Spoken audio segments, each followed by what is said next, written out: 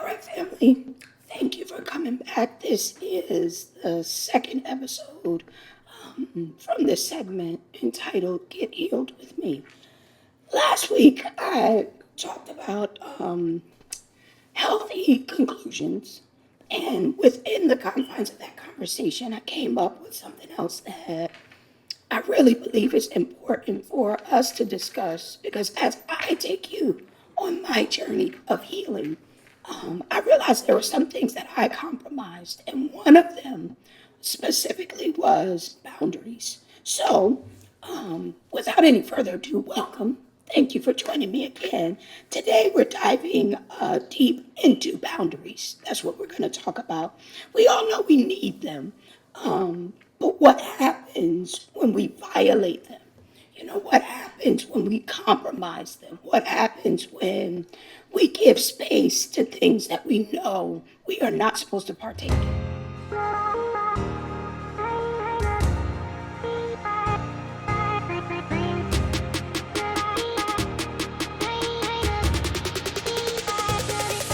I have with me today my good friend Bianca. I'm going to call her B. That's the other name. Don't worry about it. That's who she is to me.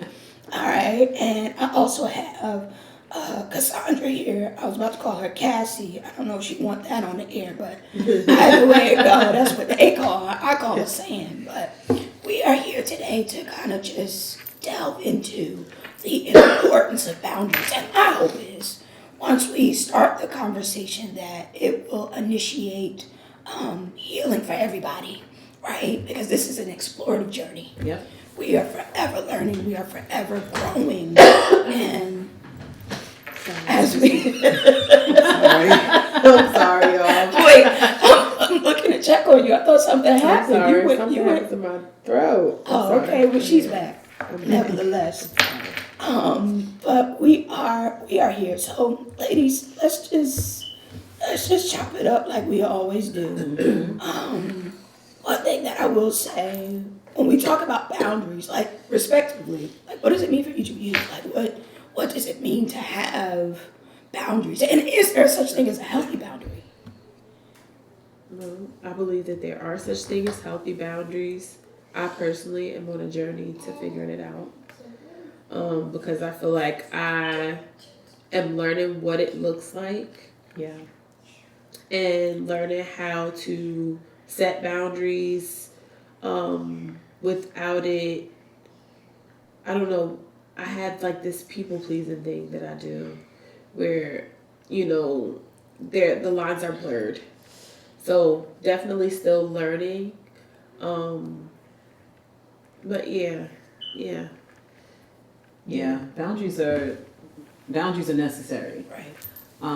And just as Cassandra said, I'm actually learning too, because I feel like as you journey on, you don't know what you need a boundary for until something presents itself. Mm-hmm. It could be a people, places, things, wherever it may be. It may be going to a family function, and you may not realize that you're getting triggered of, being around certain family members or things coming up where you know that now I have to set a healthy boundary. Mm-hmm. And boundaries on the other end for the other person doesn't feel good. It's mm-hmm. like one of those things where it's something that a person is not used to. Right. They're used to seeing you in a certain light. So when you do try to establish boundaries, you may get some pushback. Mm-hmm. You may even feel guilty for setting that boundary. But I feel like it's biblical. We have to live in a way where we're not hurting ourselves. Mm-hmm. We're being respectful of ourselves, our time, our energy, what we're putting, friendships, relationships, family members, because I feel like it goes all across the board. Mm-hmm. And I feel like it's self-respect. Having boundaries is self-respect for yourself. You're honoring yourself when you set healthy boundaries. Right. Right. And I totally agree with you. One thing that I have learned while I'm venturing on this journey of healing and deliverance and all of those great and wonderful things, when I was willing to compromise my own personal boundaries, I gave up agency. Like I gave up my space in the world. You know what I'm saying? So while I was trying to figure certain things out, I figured because I wanted whatever it was. Well, I won't say whatever because we're obviously talking about people, right? Relationships. But I would give myself over to their desires before I would consider my own. Yeah. You know what I mean? And it kind of brought me to a very low place in self-awareness, and being able to establish my own autonomy because I felt like I had to be with him or, the individual, the family member, Right. whomever. I had to give myself all the time. Yeah. You know what I mean? And when I made that decision to kind of give up myself that way, I noticed that I started to not only lose sight of the possibility of what I wanted, because I didn't know what I wanted. Yeah. Right. I lost sight of the actual possibility of having a space that I could say no in.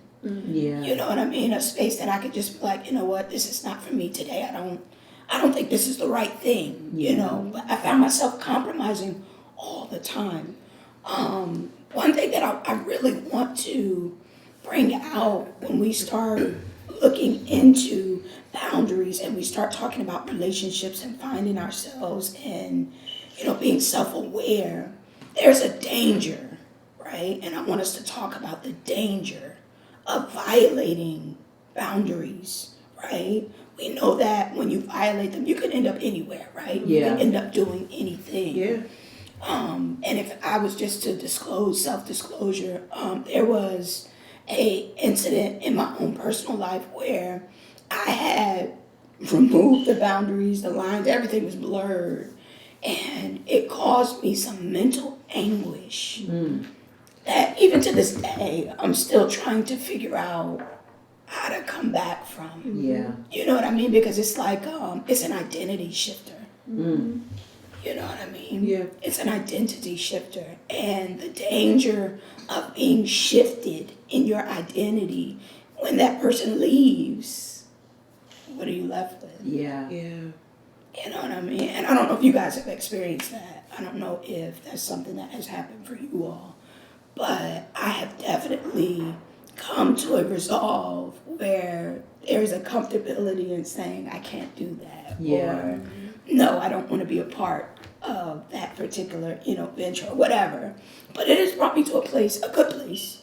And I know that there is somebody out there. I mean, I know that there are multiple people who have been in relationships or been in places where, compromise was the only option. They Yeah. felt like it was. Yeah. I won't say it's the only option, but they felt like compromising those boundaries was the only option. My question for you all, because I don't want to take over the whole conversation because I could talk about this all day. But my question for you all is, at this point, because age has is a big factor, Yeah. in realizing when to set boundaries. I know you're married, you're aspiring to be married. I think I'm on the verge of something great happening. But for you ladies, like, what do you do right now with your age, with your development, where you are in life? How did you come to a place of comfortability of establishing boundaries, or are you comfortable doing it at this point? I would say for me, I'm definitely comfortable with doing it to an extent. It also depends on the person. I feel like with family, it's a little bit more difficult because it's your family and you feel like you've operated one way for so long, and then to try to turn that switch off to operate in a different way, it's not received well. And it's like, what do you mean? What do you mean you saying no? What do you mean you saying you can't do that? What do you mean you don't have the capacity to do that? So for me, it's getting a little bit more easier. But one of the things that I would say for me personally, I didn't like what not having boundaries turned me into. Gotcha. Now I'm angry. Now I'm bitter because I said yes to something that I'm not honoring myself with. And sometimes your yes to yourself is your no to other people. And I would constantly get to a place where I'm like, okay, I would say yes, but I'm disgruntled doing it. And it's like, I'm not showing up as my true self. I'm not showing up as who God has called me to be. Right. If I am saying yes, I want my yes to be yes and I want my no to be no. So I didn't like what it was doing to me internally. Saying yes, but my yes really meant no, and how I was showing up for people. And not to mention, it's not fair to other people. If you don't have the capacity or you can't do something, say I can't do that. Right. Because you're not honoring yourself, but you're also not honoring that other person either. Right. Because they don't know. They're just going to take. Yeah. They're not going to see that, wow, she may be burnt out, or I maybe ask her that all the time and she always say yes. Mm-hmm. You know, people are not going to look at it and say, well, you know, maybe this one time she'll say no. Mm-hmm. You know, so I think for me, I didn't like what not having boundaries turned me into. I want to be authentically who I am. And if I'm turning bitter or I'm upset because I said yes and I really want to say no, I'm not honoring the relationship I have with you either. And I have to know what I have the capacity for. Mm-hmm. If I don't have the capacity to give, whether it be, you know, my time, my energy, resources, whatever it be, like, it's not fair to the other person. It's also not fair to me. So I think for me, bringing it back home, I just feel like I didn't like what not having boundaries turned me into.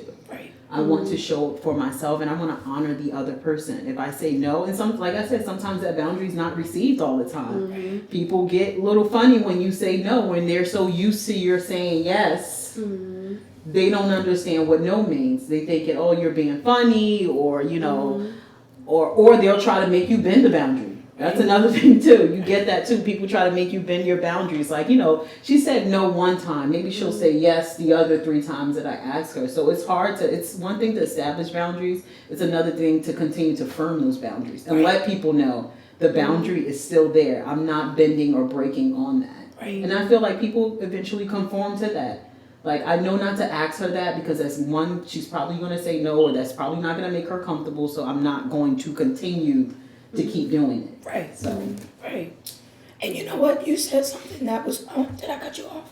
Go ahead, say what you want to say. No, I'm thinking about something that you just said, especially with family, because I find that, and this is not everybody, but sometimes we get caught in the manipulation of relationships. Yeah, that's good. You understand what I mean? Like, you know, if it depends on people kind of put you in a chokehold. Yes. Because they call it loyalty or being disloyal. Yes. But in all actuality, it's like, I find myself now, it's like I'm redefining the line of friendship and what loyalty really is. Right. Yeah. Because if my loyalty requires me to forsake who I am to make you comfortable, then I'm in a manipulative relationship. Absolutely.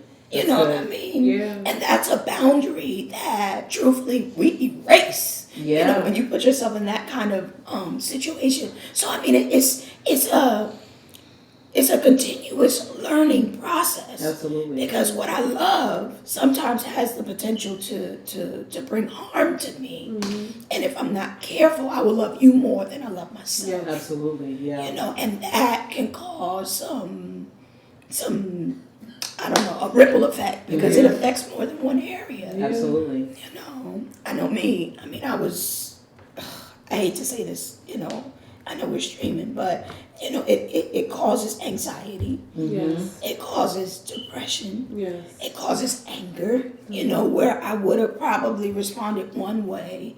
You know, me not showing up authentically, you know, caused me to do some things opposite or contrary to who I actually am. Yeah. And I think that's a big deal when we start talking about boundaries, because people don't know how to set them. We don't know how to set them. Yeah, we don't. We don't. It depends on the person. You know what I mean? You kind of like, oh, well, that's so-and-so. So, you know, I understand. And you're compromising your authenticity. Absolutely. You know what I mean? Trying to let somebody else. Yeah, and I feel like we are taught to be that way also. Yeah. When I think, I don't know if it was you or Bianca that mentioned loyalty. We are taught, like family specifically, if X, Y, and Z asks me to do, I don't know, A, B, and C, I have to say yes to X, Y, and Z because this is expected of me. Yeah. And in order to, you know, prove I'm loyal to my family, or, you know, I'm always going to be there for my family, or I take care of my family, I have to do X, Y, and Z even though I don't want to. Yeah. Or not even that I don't want to, but because this person or these individuals ask me for these things all the time, I'm expected to do it, but I don't have the capacity to do it. I would normally do it, but because I know or feel like at this point you're taking advantage of me, Yeah. I don't want to. Because now where I would be able to show up as my authentic self, because I like to, your love language might be, acts of service and different things like that. But when you take it and you spin it and you're abusing it, now I'm like, whoa. Right. Wait a minute. I don't know about this. I don't feel comfortable. It becomes a comfortability thing. But now I don't feel comfortable with doing something for somebody who's close to me that I'm supposed to want to do these things for. Right. So now, where I'm learning again in those confines how to navigate. Yeah. A kind or gentle, no, not this time, or gentle, I gotta see about that. Because again, like in my situation, I'm already married. I have 3 children. I can't jump and go, or do certain things for individuals or people the way that I once was able to. But you expect that. Yeah. And then my no is offensive. Right. But it's not to offend, but you're not seeing me in the capacity that I'm in now, right? Versus, where I was. Absolutely. That's so good. Navigating it, I'm learning. Right. And you know what? I think that is something that also comes with age, because when you're raised, we're Bible believers, right? Mm-hmm. So children obey your parents in the Lord, and this is right. So that your days may be long on this earth, so forth and so on. If you are raised in a biblical household, there's a whole nother layer of what boundaries look like. Yeah. And I think that at this point, because there's a lot of talk in the community at large, right? Because people are cutting people off because they feel like, it's not appealing to me. It doesn't feel good. You got kids not talking to their parents, parents not talking to their children, and, not talking to siblings and whatever. And you guys know my stance on that. Family is important. Yeah. But you have a right to set boundaries and still be biblically astute. Yeah, that's good. You know what I'm saying? Mm-hmm. I think that people violate because we don't necessarily go through the scripture in a way that authenticates boundaries. Yeah. Even the Bible tells you that there are some that you have to come from among. Yeah, that's good. That's scripture. Yeah. Right? There are some people, literally, that you just cannot be around. And then there are some opportunities, there are some people who have that capacity, have been graced with that gift to do as Jesus did, sit at the table with the sinners and, without compromising who he was. Yeah, absolutely. You understand? He didn't have to establish a boundary. His authority spoke for itself. Yeah. And it is funny to me, while we're sitting here, we're having this conversation, that so many people think that a boundary is removing themselves from a situation. Yeah. And that's not a boundary. That's an escape. Mm-hmm. Yeah. I'm guilty. That's an escape. Yeah. I'm guilty. You guilty? I'm guilty of that. I think we all have been, because I don't think that people like to sit with the uncomfortable feeling of it. Yeah. So when you talk about boundary and cutting people off, I feel like people feel like the safest thing to do is, I'm going to cut you out before having a conversation with you and telling you what makes me feel uncomfortable, what I don't like that you do, to avoid, because people don't know how to have healthy conversation. Yeah. Everything they think is confrontational. Yeah. Right. So instead of setting the boundary, it's easier to say, okay, I'm just going to cut you off and I'm not going to talk about it, as opposed to having the conversation with the other person. And one of the things that you brought up, which I feel like even with family, boundaries look different for other people. So the same boundary you would have with a friend or in a relationship or with a parent, they all look different from each other depending on the individual. Right. You have some people that say, I respect that. Like, they're in a different season or different place in their life. Right. Some people look, our family members, they look at us as little Bianca, little Charisma, little Cassandra. Right. They don't look at us as adults that have our own desires, our own things going on, where we can't say yes. Yeah. We're not, 10, 12, 15 years old. We're grown adults. We're women. So I think it's hard for family to see you outside of what they always known you as. Yeah. So it's hard to establish those boundaries. So it may look different. It may not look the same for everybody. The way you establish a boundary with a friend may be very different from how you establish a boundary with a sibling or a mother or someone, you know, in your workplace. Yeah. It looks very different. So it has to make sense for you. What does that look like? What do you want? How do you want to honor yourself in this boundary? With also trying to honor other people. And like you said, sometimes God calls you to separate. You all right? Sorry, I need some water. This conversation's getting good. Water, y'all. Deliverance taking place over here. But yeah, it looks very different. But you know, like you said, sometimes God wants you to come from among some people, and there's some people that have never understood what boundaries mean, or or even have boundaries for themselves. I feel like people that struggle with not having boundaries, or struggle with other people's boundaries are people that don't have boundaries themselves. Right. So they don't know how to receive it. They don't know, like, you know what, she's right. Because I kind of feel that way if somebody else did that to me. Right. So I feel like people that do struggle on the other end to receive the boundary are people that don't have boundaries in their lives themselves to understand. Correct. And you know what? It's crazy that you said that, because a caveat to that is, because we've talked about the Bible, we talked about family, but even in romantic relationships, because how we are raised, it contributes to how we show up with our mates. Yeah. You know, and it's funny to me that, you know, when boundaries are violated in family, or, you know, from a biblical perspective in church or whatever, when you show up to these relationships, majority of the time, either you're a quick exit or you're a long sufferer. Yeah. You know what I'm saying? That's good. And it's not to say that there are no healthy relationships or there are no healthy boundaries. I would never say that.